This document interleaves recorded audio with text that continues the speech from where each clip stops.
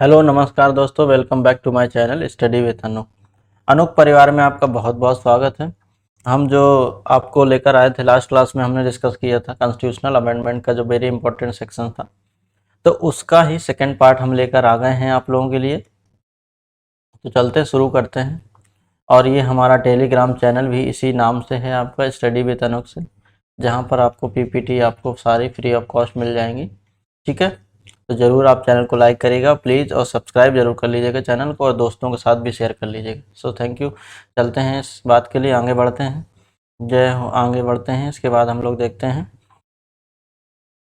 फिर कह रहे हैं कि जब हमने लास्ट क्लास तक देखा था जिसमें हमने कई सारे अमेंडमेंट देखे थे, तो आज नेक्स्ट जो अमेंडमेंट है आज की क्लास का, वहाँ यहाँ से शुरुआत करते हैं, क्योंकि ये सबसे ज़्यादा लेंथीएस्ट अमेंडमेंट हुआ था। इसी को कौन सा 42nd, कौन सा 42nd कॉन्स्टिट्यूशनल अमेंडमेंट, ये छपा ही गलत दिया है इसमें।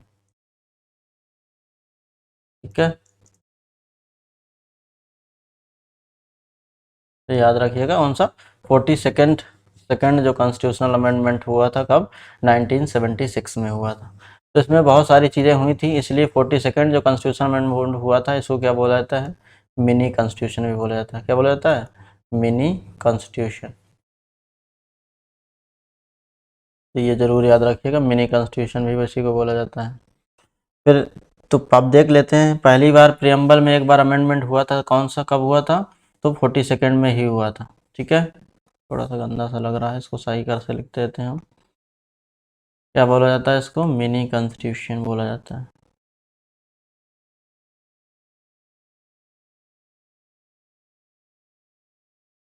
ठीक है, तो इसको बोलते हैं मिनी कॉन्स्टिट्यूशन, जो 42nd कॉन्स्टिट्यूशन अमेंडमेंट हुआ था। तो इसमें इस अमेंडमेंट में पहला नंबर अगर हम बात करते हैं, इंपॉर्टेंट चेंजेस क्या हुए थे, जो जो हमारा प्रियम्बल है, और अभी तक प्रियम्बल में केवल और केवल एक ही बार अमेंडमेंट हुआ है, वो कब हुआ था 42nd में। तो इसमें प्रियम्बल में जो है हमने कितने वर्ड, 3 नए वर्ड ऐड किए थे।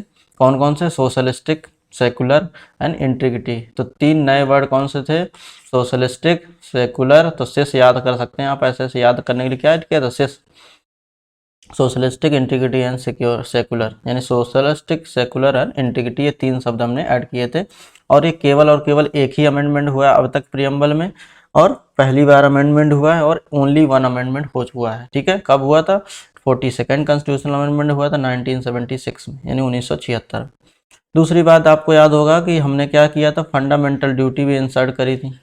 ठीक है, कितनी फंडामेंटल ड्यूटी इस समय प्रेजेंट में, 11 फंडामेंटल ड्यूटी है। अगर फंडामेंटल ड्यूटी की जो रिकमेंडेशन किसने दी थी, तो अगर बात करते हैं इसके लिए, तो सरदार स्वर्ण सिंह जी ने दी थी। ठीक है, तो ये सारी चीज़ें हम बहुत डिटेल में भी बताएंगे आपको, अलग से जब लेक्चर होगा फंडामेंटल ड्यूटीज़ यहाँ पर आएंगी। तो अभी तो अमेंडमेंट में देख रहे हैं, तो फंडामेंटल ड्यूटीज़ क्या है, अमेंड की गई थी, मतलब इंसर्ट की गई थी पहली बार। ठीक है, क्योंकि ये ओरिजिनल संविधान में फंडामेंटल ड्यूटी यानी जो मुख्य मूल कर्तव्य था, ऐसा कुछ संविधान में हमारे नहीं हुआ करता। ठीक है, फिर नेक्स्ट देखा गया है, नेक्स्ट जो अमेंडमेंट किया गया कि जो आर्टिकल 74 था। ठीक है, तो उस आर्टिकल में जो ओरिजिनल संविधान में ये कहा गया था कि जो भी काउंसिल ऑफ मिनिस्टर एडवाइस करेगी, तो हो सकता है कि प्रेसिडेंट उनको अपने अकॉर्डिंग, यानी कि जो उन्होंने बोला हो, हर चीज़ मानना बाध्य नहीं हुआ करता था। यानी वो कुछ हो सकता था कि वो उनके जो काउंसिल ऑफ मिनिस्टर बोल रही है उससे डिफर हो सकते थे उनके एडवाइस या ओपिनियंस। ठीक है, लेकिन जब 42nd कॉन्स्टिट्यूशनल अमेंडमेंट जब आया, तो उसमें ये बाइंडिंग कर दिया गया। ये देखिए लिखा हो, binding to the president to follow the advice of council minister, यानी जो काउंसिल ऑफ मिनिस्टर होगी उसकी जो एडवाइस होगी वो बाइंडिंग कर दी गई, यानी प्रेसिडेंट को वो मानना ही पड़ेगा। ठीक है, तो नेक्स्ट इंपॉर्टेंट पार्ट क्या था आपका, 14A इस पे जोड़ा गया था, 14A। ठीक है, और यहाँ पर हाँ एक चीज़ छूट गई, तो फंडामेंटल ड्यूटी एक इसमें ऐड की गई है। आपका पार्ट कौन सा इसका, तो पार्ट है आपका 4A है, याद रखिएगा। आर्टिकल कौन सा है, 51A, पार्ट 4A है और आर्टिकल 51A है।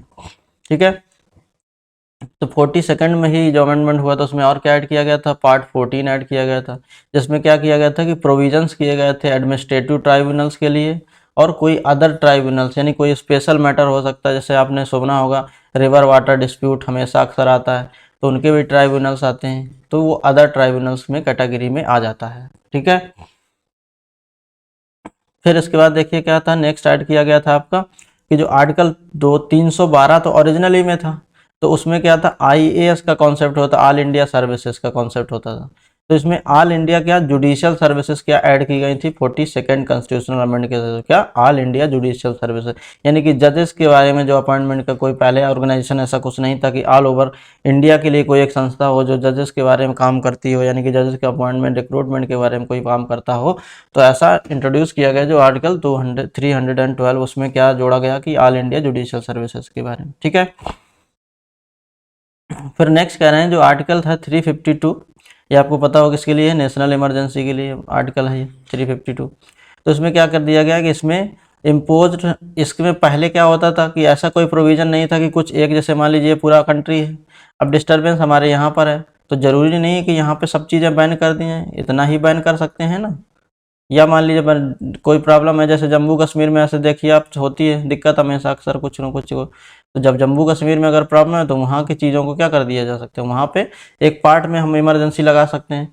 तो लेकिन ऐसा जो ओरिजिनल संविधान में हो सकता था कि ये चीज़ें नहीं आई थी, तो उसमें क्या कर दिया गया कि वो किसी पार्ट में भी हो सकता है और किसी एनी पूरे होल कंट्री में भी हो सकता है। तो ठीक है, तो ये होल और एनी पार्ट वाला जो कॉन्सेप्ट आया था वो कहाँ पर आया था, 42nd कॉन्स्टिट्यूशनल अमेंडमेंट में ही क्या किया गया था, ऐड किया गया था, ठीक है। नेक्स्ट देख लेते हैं, नेक्स्ट क्या है, आर्टिकल 368 है। आर्टिकल 368 आपको पता है किसके लिए आता है, कॉन्स्टिट्यूशनल अमेंडमेंट के लिए। किसके लिए होता है, कॉन्स्टिट्यूशनल अमेंडमेंट के लिए। कॉन्स्टिट्यूशनल अमेंडमेंट वाला जो पार्ट कौन सा है आपका, 20 सॉरी, ठीक है, पार्ट कौन सा है आपका, 20। तो इसमें जो जुडिशियल रिव्यू का कॉन्सेप्ट था उसको क्या कर दिया गया, एंड कर दिया गया, ये याद रखिएगा, no judicial review of constitution, यानी कि संवैधानिक जो परिवर्तन किए जा रहे थे उनमें क्या करेगा कि कोई जो जुडिशरी को कोई जुडिशियल रिव्यू करने का अधिकार नहीं दिया गया था, ऐसा उनमें ऐड किया गया था, ठीक है। फिर इसके बाद मेजर जो चेंज कुछ और किए गए थे, तो डीपीएसपी कौन से पार्ट में आपको आता है, पता होना चाहिए, कौन से पार्ट में आता है, 4 में। डीपीएसपी का फुल फॉर्म पर पता होना चाहिए क्या है, directive principle of state policies, ठीक है। तो इसमें ये सारे आर्टिकल ऐड किए गए थे, जैसे आर्टिकल नंबर 39A, ये अभी आपको पेट एग्जाम में भी पूछा गया था, ये पेट का 2022 का क्वेश्चन है, जो 16 तारीख का जो 15 तारीख को जो सेकंड एडिशन होता, सेकंड से जो पाली हुई थी, सेकंड मीटिंग के पेपर में पूछा गया था कि आर्टिकल 39A, ठीक है। तो क्या है, जो equal justice and free legal aid जो है ऐड किया गया था आपका 42nd कॉन्स्टिट्यूशनल अमेंडमेंट में। फिर इसी के बाद क्या है, 43A भी ऐड किया गया था। इसमें क्या कहा गया है कि जो पार्टिसिपेशन ऑफ वर्कर को मैनेजमेंट इंडस्ट्रीज में, यानी कि participation of worker in management in industries, ठीक है। फिर इसके बाद आर्टिकल 48 भी ऐड किया गया था इसी में, जिसमें बोला गया कि प्रोटेक्शन एंड इम्प्रूवमेंट, ठीक है, प्रोटेक्शन भी करना है, improvement of environment and safeguarding the forest and wildlife, जो फॉरेस्ट है और वाइल्ड लाइफ है उनको क्या करना है, प्रिजर्व भी करना है और इम्प्रूव भी करना है। तो ये जो कॉन्सेप्ट दिया गया किस आर्टिकल में दिया, 48A। तो इसको इन सब जो तीनों ही article 39A, 43A and 48A, इन तीनों क्या किया गया, directive principle of state policy में ऐड किया गया। ये किस पार्ट में आता है, तो ये पार्ट 4 में आता है, ठीक है। आगे चलते हैं हम लोग, फिर इसके बाद देखते हैं 44th कॉन्स्टिट्यूशनल अमेंडमेंट में। इसमें कई सारे चेंज हुए, तो जो पर मेजर चेंज हम लोग जो हमेशा पूछा जाता है एग्जाम में क्या है, वो right to property cease to be a fundamental right now become the constitutional right under article 300A, ये छोड़ गया इसमें, ठीक है। तो इसमें 300A में क्या कर दिया गया, इसको फंडामेंटल राइट बना दिया गया। नहीं, पहले क्या था हमारा, राइट टू प्रॉपर्टी एक फंडामेंटल राइट होता था, अब इसको क्या कर दिया, सीज कर दिया गया, ठीक है। अब क्या बन गया है कॉन्स्टिट्यूशनल राइट, आर्टिकल कौन सा, 300A में, ठीक है। फिर इसके बाद क्या है, इसमें दूसरी चीज़ 44 में क्या किया गया है कि जो इंटरनल डिस्टर्बेंस का जो कॉन्सेप्ट था, ठीक है, डिस्टर्बेंस, जो कोई ऐसा वर्ड नहीं होता था कि इंटरनल डिस्टर्बेंस को रिप्लेस कर दिया गया था किस वर्ड से आपका, तो वो है आर्म्ड रिबेलियन, ठीक है। क्योंकि एक्सटर्नल जो इमरजेंसी है, जो आर्टिकल जो 352 है, इसके तहत 3 ग्राउंड्स पे इमरजेंसी लगती थी, आपको पता होगा, नहीं पता है तो हम चीज़ें जब पढ़ाएंगे तो आपको क्लियर होंगी, तो अभी भी देख लीजिए कौन से, एक होता है एक्सटर्नल अग्रेशन बोलते हैं उसमें, ठीक है, दूसरा होता है वार, और तीसरा क्या था आपका, इंटरनल डिस्टर्बेंस। तो जो इंटरनल डिस्टर्बेंस कोई क्लियर नहीं होता था कि इंटरनल डिस्टर्बेंस कब है, क्यों नहीं है, क्या कैसे कब माना जाएगा, तो उसके लिए उसको हटा के क्या कर दिया गया, आर्म रिबेलियन जो शब्द है ऐड कर दिया गया था, ठीक है। ये कब हुआ था, सब 78 में हुआ था, 44th कॉन्स्टिट्यूशनल अमेंडमेंट के थ्रू। और इसी अमेंडमेंट में क्या हुआ था कि जो आर्टिकल 39A को, इसमें क्या किया गया कि ड्यूरिंग इमरजेंसी के दौरान ऐड किया गया है कि जो आर्टिकल 20 और 21 है then cannot be suspended, यानी कभी भी सस्पेंड नहीं होंगे आर्टिकल 20 और 21। ठीक है, 20 और 21। 21 क्या है आपका, right to property, right to life and personal liberty. फिर आगे कुछ देख लेते हैं, इसमें दिया गया हम जो इम्पोर्टेंट ही बहुत ही लिए हैं, तो आप लोग ऐसा सोचिएगा एकदम इनसे ही क्वेश्चन आने वाले में से हैं। ठीक है, ये तो बहुत ही इंपॉर्टेंट आजकल चर्चा में हमेशा ये आता है न्यूज़ में। दर बदल कानून का नाम सुना होगा आपने, दर बदल, दल बदल। ठीक है, तो इसमें क्या है, 52nd कॉन्स्टिट्यूशनल अमेंडमेंट हुआ था, और इसमें कब हुआ था ये 1985 में, 1985 में हुआ था। और इसके थ्रू क्या 10th जो शेड्यूल है, 10वां जो अनुभाग है, उसको क्या किया गया था, ऐड किया गया था। और उसमें क्या किया गया, एंटी डिफेक्शन लॉ, दल बादल कानून का जो इंसर्ट किया गया था, वो किसमें किया गया था, 10th शेड्यूल में किया गया था। फिर उसके बाद देखिए जो 53rd कॉन्स्टिट्यूशनल अमेंडमेंट है वो कब हुआ था, 1986 में हुआ था। इसमें क्या किया गया था कि स्पेशल प्रोविजन बनाया गया था किसके लिए, मिजोरम के लिए। ठीक है, तो ये याद रखिएगा, स्पेशल प्रोविजन फॉर,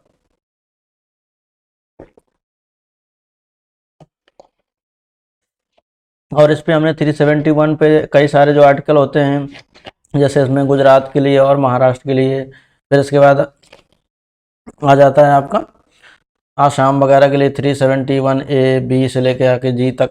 तो इस तरह के जो आर्टिकल बनाए, इसके शॉर्ट टिक भी हमने बना के आपको दी है, और ज़रूर उसको फॉलो कीजिएगा, शॉर्ट वीडियो में ही बनाया हमने। Sorry for that. नेक्स्ट देखते हैं 55th कॉन्स्टिट्यूशनल अमेंडमेंट के बारे में अगर बात करते हैं, इसे कब हुआ था, 1986 में हुआ था। तो इसमें आर्टिकल भी ऐड किया गया था, स्पेशल प्रोविजन क्या, 371H, जिसमें क्या था, किसके लिए स्पेशल प्रोविजन था आपका, अरुणाचल प्रदेश के लिए। ठीक है, फिर इसके बाद आता है 56 कॉन्स्टिट्यूशनल अमेंडमेंट, 56वां संविधान संशोधन कब हुआ, 87 में हुआ। इसमें क्या किया, स्पेशल प्रोविजन किसके लिए रखा गया, गोवा के लिए।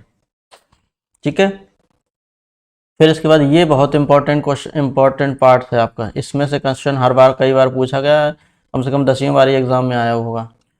जो 61st कॉन्स्टिट्यूशनल अमेंडमेंट कब हुआ था, 1989 में, 1989 में। तो इसमें क्या किया गया था, जो वोटिंग एज थी आपकी 21 साल पहले हुआ करती थी ओरिजिनली, फिर उसके बाद 21 से क्या कर दिया गया, 18 साल कर दिया गया। ठीक है, तो ये बहुत इंपॉर्टेंट क्वेश्चन है, क्योंकि अभी रिसेंट में क्या है, मैरिज एज को हमें ये हमारी गवर्नमेंट ने क्या कर दिया, बढ़ा दिया है। 18 साल गर्ल्स की होती तब उसको क्या कर दिया, 21 ईयर कर दिया। तो ये जरूर ध्यान में रखिए, क्योंकि हो सकता है कि ये एग्जाम में कई बार पूछा भी गया है और पूछा जा सकता है। ठीक है, फिर ये देखिए, ये भी बहुत अच्छा क्वेश्चन है, इंपॉर्टेंट है अमेंडमेंट के पॉइंट ऑफ व्यू से। कौन सा, इसमें कह रहे हैं कि जो 69th कॉन्स्टिट्यूशनल अमेंडमेंट हुआ था, कब हुआ था ये आपका, पहले तो यही याद रखना हर चीज़ का, 1991 में। तो इसमें प्रोविजन क्या किया गया था, जो लेजिस्लेटिव असेंबली और काउंसिल ऑफ मिनिस्टर का जो कॉन्सेप्ट है, एनसीटी यानी नेशनल कैपिटल टेरिटरी रीजन जो बोलते हैं, एनसीआर रीजन भी बोला जाता है इन्हीं को। ठीक है, तो ये किसके लिए, दिल्ली के लिए जो पहली बार क्या हो, लेजिस्लेटिव असेंबली का कॉन्सेप्ट, और वहाँ पे काउंसिल ऑफ मिनिस्टर बनाने की जो बात की गई, वो किस आर्टिकल के थ्रू, किस अमेंडमेंट के थ्रू ऐड किया गया, तो आया है 69th कॉन्स्टिट्यूशनल अमेंडमेंट के थ्रू। आर्टिकल की अगर बात करते हैं 239AA है ये आपका, तो याद रखिएगा। अगर दिल्ली की बात कर लेते हैं तो कितनी सीट्स हैं वहाँ पर, 70 सीट्स हैं।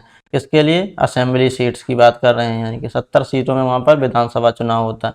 3 सीट्स किसकी हैं, राज्यसभा की, 7 सीट्स हैं लोकसभा की। तो ये जरूर याद रखिएगा। अभी गवर्नमेंट किसकी है वहाँ की, तो आम आदमी पार्टी की, माननीय केजरीवाल जी।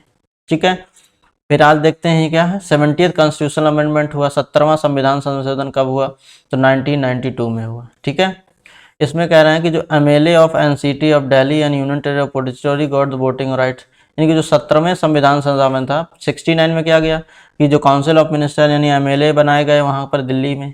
अब ये जो MLA हुए, इलेक्टेड हुए, तो इनको पावर होती है MLA की, वोटिंग करते हैं किसमें, इलेक्शन ऑफ प्रेसिडेंट के लिए, जो नॉर्मल स्टेट्स के MP या MLA होंगे। तो इसमें क्या किया गया कि पहली बार कहा गया कि इसमें भी इनको जो MLA कहाँ के थे, ये दिल्ली के, और दिल्ली असेंबली के, और कहाँ के, पुडुचेरी असेंबली के, वहाँ के जो MLA थे उनको क्या किया, प्रेसिडेंट के इलेक्शन में पार्टिसिपेशन के यानी वोटिंग राइट्स दिए गए।